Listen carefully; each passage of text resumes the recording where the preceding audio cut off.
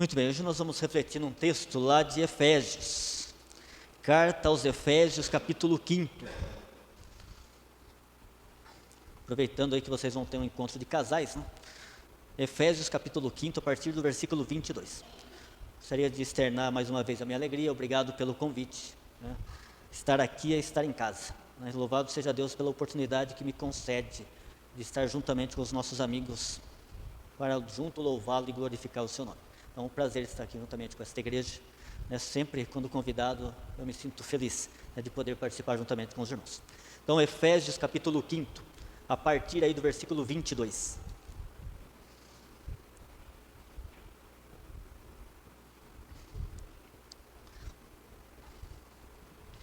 Diz aí, né, o lar cristão, marido e mulher: as mulheres estejam submissas ao seu próprio marido como ao Senhor.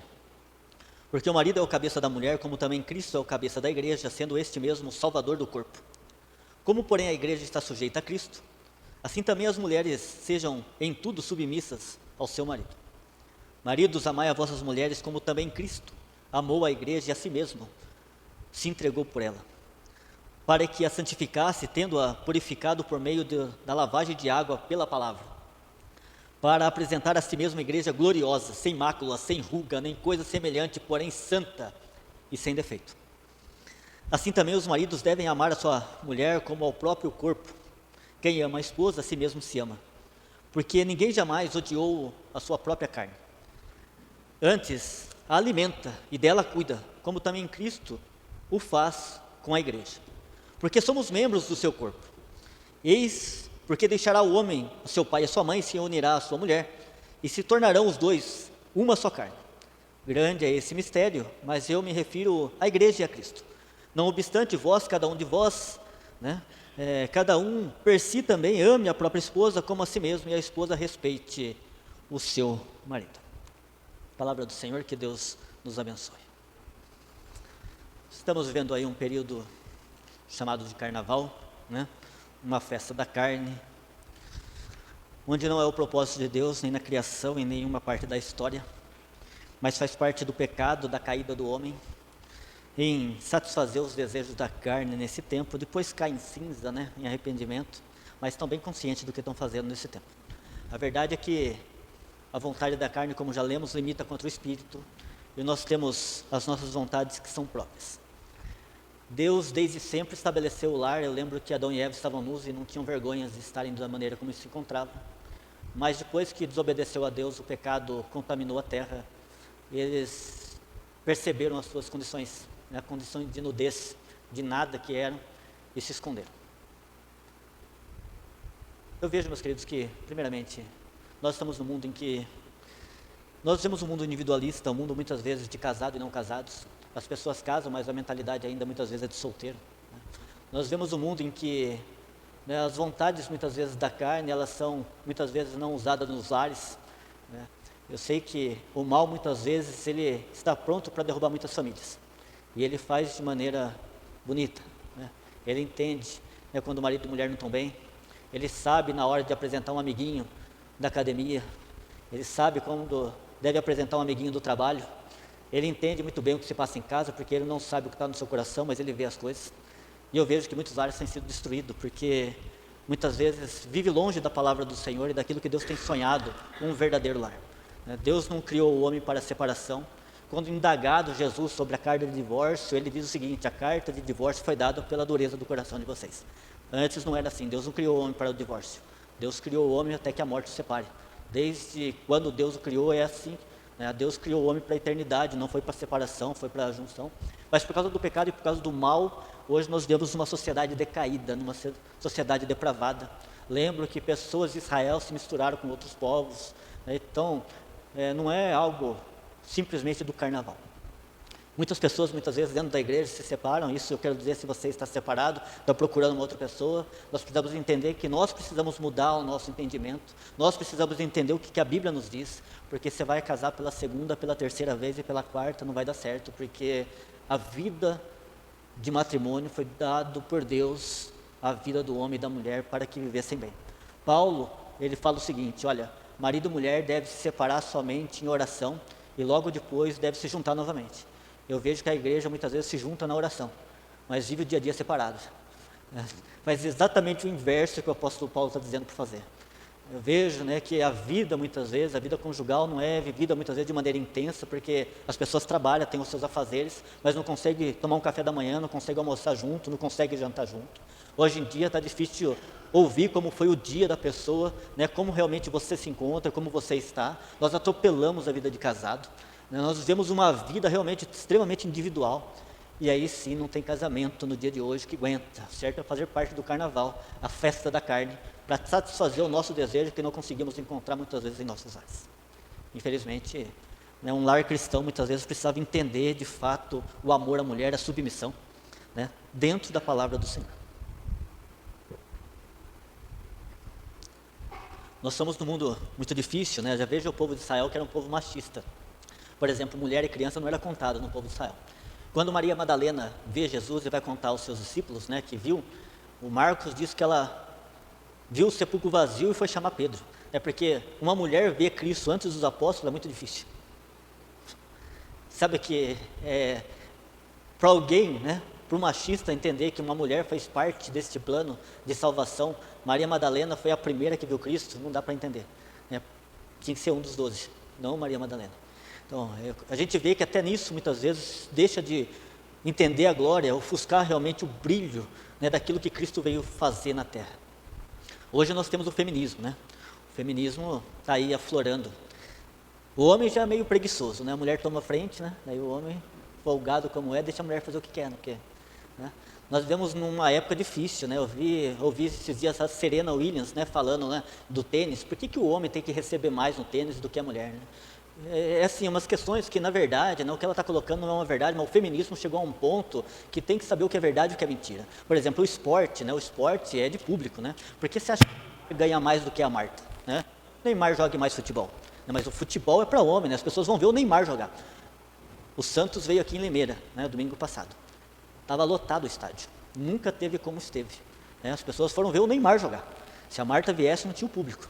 Você entende? Então, quando as pessoas querem igualdade, tem que entender no que fala. A Marta falou, mas por que o Djoko recebe o que recebe, quando ganha um torneio, e a Marta, a Serena Williams, quando ganha um torneio, não recebe a mesma coisa que o Djoko? Simplesmente é o público. Entender quem paga para assistir. Quem vai pagar para assistir quer ver o que eles querem ver, é o homem jogando. Quem quer ver o futebol São Paulo e Corinthians jogar, vai ver os homens jogar. As mulheres vai ter menos audiência, você entende? Então, nós estamos num mundo hoje, num mundo louco, Nós estamos num mundo hoje em que as mulheres... Então, isso é muito bom, Maria Madalena de fato foi a primeira a ver o Cristo ressurreto. Mas nós devemos entender o seguinte, meus amados, que tudo nesta vida tem o seu lugar. E Deus fala ao homem que deve amar a sua mulher, a mulher deve respeitar o marido. E hoje nós vivemos em uma guerra, nós vivemos dentro dos nossos lares numa disputa. Nós muitas vezes vivemos dentro dos nossos lares numa disputa, quem recebe mais, Quem vai pagar tal conta. Tem pessoas que têm dificuldade realmente em partilhar aquilo que tem. Tem pessoas que têm dificuldade em dividir, de compartilhar, de fato ter uma mentalidade de casado. E a vida de casado é comum para todos. Todos nós enfrentamos problemas, todos nós enfrentamos dilemas. Mas segundo a Bíblia, se amássemos as nossas mulheres, se as mulheres respeitassem os seus maridos, não ficassem falando mal do marido para as pessoas, se realmente o homem entendesse que é um lar cristão, não teria tanta separação como nós temos nos dias de hoje. Não teria tantas pessoas realmente descontentes com os seus lares como nós temos nos dias de hoje. Se as pessoas entendessem realmente aquilo que Deus pede ao lar, e aí Paulo vai ajudar aquelas pessoas a entender realmente que família é plano do Senhor. É vontade de Deus. Já diz um sociólogo lá onde eu estudava que família é vontade do ser humano, que isso não existia, umas coisas assim, que sociólogo tem essas coisas. Mas voltado à Bíblia, eu quero dizer que família é plano do Senhor. Família é projeto de Deus. Portanto, Ele abençoa, mas temos que estar dentro daquilo que Deus pede a mim e a você. Dentro daquilo que realmente a Bíblia nos ordena, aquilo que a Bíblia nos rege. E Paulo está preocupado, e aqui ele vai colocar em questão de Deus da igreja, mas antes ele fala de marido e mulher. Ele se preocupa realmente com o casamento, ele se preocupa realmente com os lares que estão se desfazendo, ele preocupa realmente ali, dos presbíteros ter realmente uma mulher e não várias mulheres, presbítero tem que ser exemplo. Ele coloca ali realmente os cuidados que deve ser uma pessoa que está à frente da igreja. Hoje as pessoas indagam de pastores separados, isso acontece com qualquer um, pastor, não pastor. O cuidado com a família, o descuidado também acontece com qualquer um. Todos nós estamos aí propensos ao erro, mas nós devemos olhar a palavra de Deus somente e melhorar os nossos lares, né? Faça o carnaval na sua casa, né? Vai almoçar junto, tome um café da manhã junto, viva uma vida de casado boa, perfeita, tenta melhorar, né? Olhe, ame o seu marido, respeite aquele que está dentro da sua casa, comece a olhar a sua mulher com os outros olhos. Eu digo sempre à nossa igreja, hoje as pessoas se preocupam muito com o físico, né? As pessoas fazem academia, as pessoas estão preocupadas hoje com o corpo, com a saúde, isso é muito bom. Quando de fato o corpo, a saúde, nós somos templos do Espírito Santo, todos nós devemos tomar cuidado com o templo do Espírito Santo, ele nos deu um corpo, e quanto mais tempo você vai estar nesse corpo, mais tempo você tem a oportunidade de proclamar o reino dos céus, mais tempo você tem a oportunidade de levar boas novas. Este é o corpo que Deus nos deu, mas não use o teu corpo como vitrine de Satanás. Não use o seu corpo para aquilo que ele não foi criado. Você foi criado em semelhança de Deus para louvor da glória do Senhor. Não use o seu corpo para o mal. Não use o seu corpo como vitrine do diabo. Eu digo sempre à igreja, aos jovens que estão preocupados com seus corpos, eu também, eu acordo de manhã com a minha esposa, nós vamos para a academia antes das 5 da manhã. A gente sai da academia às 6:30 da manhã. Mas não é, o propósito é viver mais, é estar bem, é ter saúde, é ter progresso. A gente corre lá onde a gente mora. É bem verdade que eu corro 2 quilômetros, não aguento mais, mas a gente está tentando correr mais, progredir. É um cuidado do corpo, eu quero viver mais. Eu quero, se Deus permitir, chegar aos 100 anos. Quem sabe 120. Nós queremos progredir, né? Tem um senhor da minha igreja lá que tem 100 anos, vai estar andando, ele sai caminhar, ele sai, louvado seja Deus por isso, é saúde. É proclamação do reino, usar o corpo para a glória do Senhor. Mas eu quero dizer, meus amados, quantos lares, se ouvisse o que o Paulo disse, que o corpo da mulher não pertence à mulher e sim ao marido, que o corpo do marido não pertence ao marido e sim à mulher, entender de fato, meus amados, o que é a vontade de Deus dentro de um lar, não teria tantos problemas como nós temos hoje, dentro das igrejas. Não consegue viver para o outro, mas vive para fora, quer ser bonito para as pessoas de fora, mas não consegue mudar o lar que está, não consegue mudar o lugar em que está inserido. É muito triste, é muito triste. Mas na parte espiritual, quando Paulo fala de Jesus Cristo e a igreja, quando ele fala do noivo e da noiva, ele diz, olha, o noivo amou tanto a igreja, que deu a vida pela igreja. E ele diz, dessa mesma forma, nós devemos respeitar Cristo. Assim como nós somos a noiva, nós devemos respeitar a palavra do Senhor. Nós devemos olhar para Cristo e obedecer a Cristo. Nós devemos ser submissos à palavra de Deus. Na parte espiritual, Paulo está preocupado realmente com a vida, realmente com Cristo, como tem sido a nossa vida como noiva. Aí Cristo vai citar uma passagem lá das 10 virgens, que estava esperando o noivo, mas usaram o azeite antes, 5 delas, não foram prudentes. Quando o noivo chegou, já tinha gasto o azeite, usou o azeite para outra coisa, usou o azeite para o mundo, usou aquilo que era do noivo, não para o noivo, de momento inapropriado. Mas quando o noivo chegou, faltou o azeite, não foram prudentes. A igreja tem que ser vigilante, o noivo vem, ele diz que vem, eu acredito na volta de Cristo. A noiva, que somos nós, devemos nos preparar para a vinda de Cristo, devemos estar com vestes brancas. Ele diz aí sem ruga, né? Melhorar um pouquinho a aparência, né? Passar aquele negocinho que as mulheres passam para cobrir os buraquinhos, né? Ele vai vir, ele falou que vem, você entende? Ele falou que vem. A noiva tem que estar bonita, a igreja tem que estar bela, a igreja tem que estar preparada, a igreja tem que estar cheia de fé, a igreja não pode perder essa esperança, a igreja não pode perder o fato de que o noivo falou que vem. Os discípulos de Jesus foram indagados, por que vocês não oram como os demais discípulos oram? Por que vocês não estão jejuando como os demais discípulos jejuam? E Cristo deu a resposta, o noivo ainda está presente, mas haverá um tempo que eles vão orar, porque o noivo não estará mais presente. O noivo, ele se coloca como noivo, aquele que ama a igreja, que ama a sua mulher, que ama a noiva, que está preparando algo especial para ela, que tem realmente preparado e sonhado algo melhor para a noiva, que um dia a noiva vai estar lá, na glória, no reino, juntamente com o noivo. Paulo nos anima de fato a alimentar a nossa fé, o nosso espírito, a olhar a Deus de maneira diferente, a estarmos prontos, preparados, lavados no sangue do Cordeiro, não nos juntarmos com a imundícia desse mundo e entendemos, amados, que este mundo precisa da proclamação do reino dos céus. Quando Paulo usa o casamento e ele fala da igreja de Cristo, ele está querendo usar exatamente isso, que se a vida de casado fosse uma vida verdadeira, nos princípios do Senhor, seria uma vida muito melhor. Se a vida da igreja esperando o noivo fosse uma vida verdadeira, esperando de fato a vinda do noivo, seria uma vida muito melhor, seria diferente. Mas nem sempre nós estamos preocupados com a vida eterna. Não, nós não estamos mais preocupados se o noivo vem ou não. A noiva faz o que quer. A noiva pula carnaval. A noiva está por aí, não está preocupado com que vestido usa, está mostrando o corpo inteiro. A noiva não está preocupada a hora que ele vem ou não vem, está gastando o seu azeite. Mas eu quero dizer, meus queridos, que a palavra de Deus é séria a todos nós. E Paulo está nos convidando aqui, de fato, que o homem tem que se juntar a Deus em Cristo para a melhoria da sua vida. Nós temos que obedecer a Cristo para a melhoria de todos nós. Nós temos que realmente aguardar o tempo, porque Ele vem. Se Ele falou que vem, Ele vem. Nós temos que entender que Cristo amou a sua igreja, entregou a si mesmo, se entregou a ela. E marido e mulher deve ser assim, o homem tem que se entregar à sua mulher. Entender realmente quem está cuidando dos seus filhos, do seu lar. Entender de fato o papel da mulher dentro da sociedade. Não menosprezar a mulher. Então nós vivemos num mundo doente, fora dos parâmetros bíblicos, fora do parâmetro cristão. E eu quero dizer que os lares precisam voltar à Bíblia. Eu quero dizer que aqueles que não têm realmente buscado uma vida conjugal boa, devem entender que Deus não quer isso da sua vida. Não adianta você se preparar para um outro, ser elogiado, buzinado aí na rua por alguém. Seja quem você é para o seu marido, para a sua esposa. Guarde para quem é aquele que você escolheu.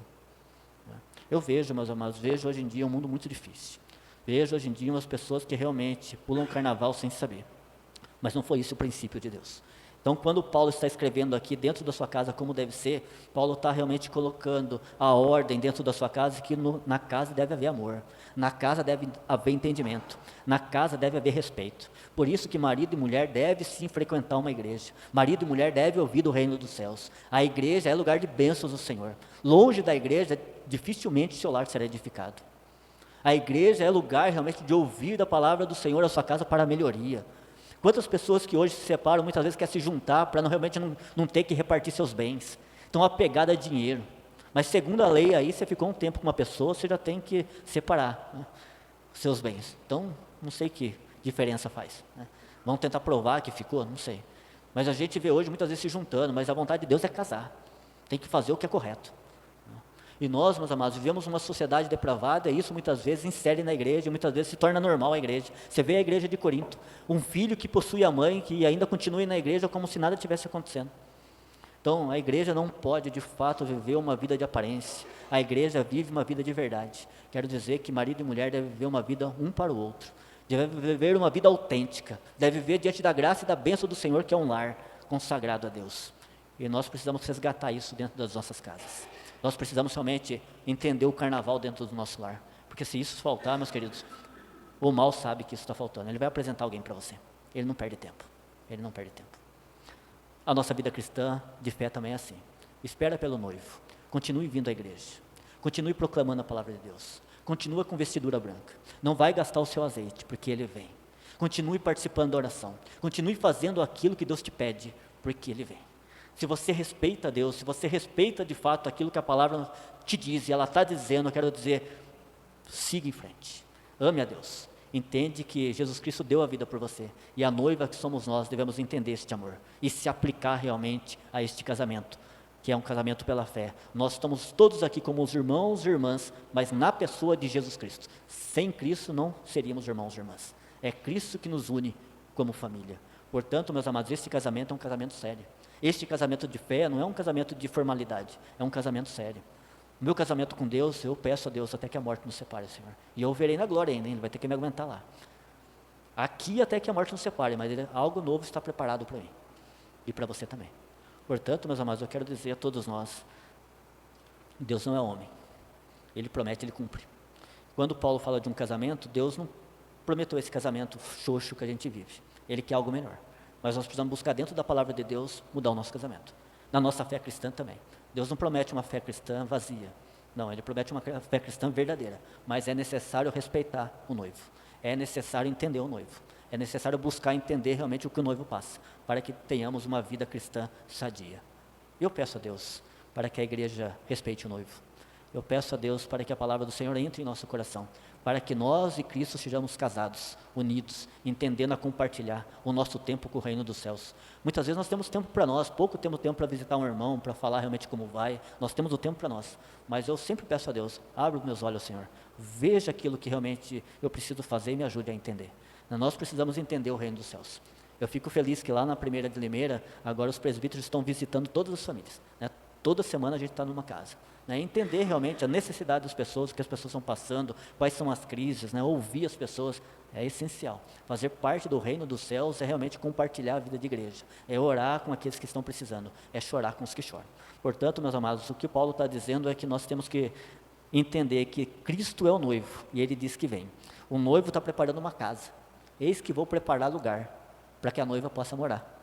Então, o noivo, ele disse isso, e ele está preparando. Então não venha perder a esperança, não perca a igreja, não venha perder a igreja de foco, não venha deixar a fé esmurecer, não venha deixar a sua fé de fato cair no vazio, porque o que Deus tem preparado a você é muito maior. Nós nos enganamos, o carnaval é um engano, né? Aí eu digo o carnaval de uma maneira geral, né? A nossa vida olhando para esse mundo é um engano, mas a verdadeira vida está em Cristo. A verdadeira razão e existência está na eternidade. Essa a gente não poderia perder de foco. Portanto, meus amados, Jesus Cristo tem preparado algo melhor. E que nós possamos, como os discípulos de Cristo, entender que o noivo vai voltar. Não venha perder isso de esperança. Hoje a igreja parou de anunciar, né? O rei está voltando, mas ele está voltando. Mesmo se para de cantar, ele continua voltando. E ele vem, tá? Ele vem porque ele prometeu vir buscar a noiva e ele vai voltar. Então que nós possamos guardar a nossa fé, dizer como o apóstolo Paulo, combati um bom combate, completei a carreira e guardei a fé. Eu estou pronto, lavado no sangue do Cordeiro. Que Deus abençoe a sua igreja, né? Nós vamos neste momento passar a ceia do Senhor, né? Vamos passar a ceia do Senhor, e eu sempre gosto de dizer, meus amados, que a ceia do Senhor tem indiano, tem africano, tem pessoas de povos que a gente nem conhece que faz parte dessa mesa aqui, né? Porque a mesa do Senhor, ele adota, né? Já diz a Bíblia que ele veio para os seus, que eram os judeus, mas os seus não receberam, mas todos aqueles que o receberam, deles o poder de serem chamados e feitos filhos de Deus. A mesa é da graça. Não é uma mesa, né, que é a graça, porque eu e você, nós não temos méritos nessa mesa. Esses dias eu fui indagado o seguinte, me disseram o seguinte, olha, eu não consigo acreditar que uma pessoa no leito de morte fala que aceita Cristo e vai para o céu. O cara fez a vida inteira coisa errada, o cara, sabe, fez o que quis na vida, daí no leito de morte vai um pastor lá pregar para o cara fala, não, eu aceito Cristo, daí ele vai para o céu. Não pode ser. Aí eu pergunto àquela pessoa, o que você fez para ir para o céu? Na sua vida inteira, o que você fez para ir para o céu? Que mérito você tem para ir para o céu? Então você merece o céu. Ele não, mas você merece. É interessante, né, que no trabalhador da vinha, Deus chama pessoas para trabalhar na vinha. E ele sai 7 horas da manhã chamando pessoas para trabalhar na vinha. Aí ele volta às 9 horas, chama mais algumas pessoas. E ele sai 4 horas da tarde para chamar as pessoas para trabalhar na vinha.